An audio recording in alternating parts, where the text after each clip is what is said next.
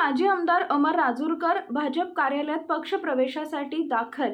नाना पटोलेंमुळे आमदार नाराज। जे आमदार लोकांमधून निवडून येतात त्यांना बाहेर ठेवलं जातंय। साहेबांनी याबद्दल वरिष्ठ पातळीवर विषय ठेवला होता।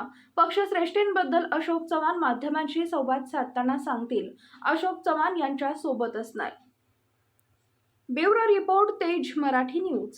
राजूरकर साहेब, स्पष्ट सांगा राज्यसभा मिळणार अशी चर्चा एकंदरीत तुम्ही सावली म्हणून त्यांच्यासोबत नेहमी वावरता अशोक चव्हाणांसोबत, नेमकं काय झालंय? आज संध्याकाळी समजतं काय म्हणजे होणार, माहिती नाही म्हणजे होणार। अशोक चव्हाण साहब ने जो भूमिका ली है, कई कांग्रेस के एमएलए को उसका समर्थन है, ये बात सही है? मैं आपके सरकारी आमदार है, उनसे कल बातचीत हुई आपकी? बातचीत किसी से नहीं हुई है, सगळ्या अगोदरच बातचीत झाल्यात ना भाई।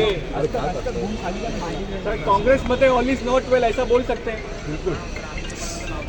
पूर्ण वाक्यात बोला सर, पूर्ण वाक्यात बोला। सोडण्याचं कारण काय सांगू शकता? कारण काय प्रदेश अध्यक्षांचा त्रास आहे का कोणाचा त्रास होतो? त्रास म्हणून नाही, पण तिथं काहीच नाही पूर्ण काय कोणत्याच गोष्टीला काम करणं। नाना पटोले यांच्यामुळे कुठेतरी नाराजी अनेक वेळा नाराजी आहे का नाना पटोलेंमुळे? याच्याबद्दल सर्व आमदारांची खूप नाराजी आहे। कोणामुळे? नाना पटोलेंचं नाव घेऊन लोकांनी सांगितलं, आमदारांनी सांगितलं, जे काय याद्या वगैरे जाहीर झाल्या त्याच्यामध्ये अशा लोकांना निवडले ते नाना पटोलेंनी यादी दिली आहे।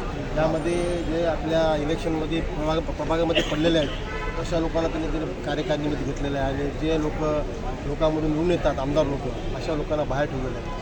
नागपूरच्या आमदारांनी मला सांगितलं। राजूरकर साहेब, एकंदरीत आपण बघतोय ज्याप्रमाणे नाराजी एकंदरीत दिसते, तुम्ही योग्य प्लॅटफॉर्मवर विषय ठेवला नाही का, किंवा काय एकंदरीत या अनुषंगाने सांगाल?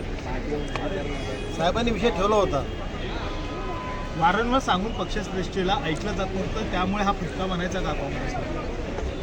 मी आता साहेब बोलतो तुम्हाला सगळ्यांना, आता प्रेस कॉन्फरन्स आहे। नाही, तुमच्यासोबत काय मन की बात केली का अशोक चव्हाणांनी? मन की बात काय, आम्ही सोबतच आहोत।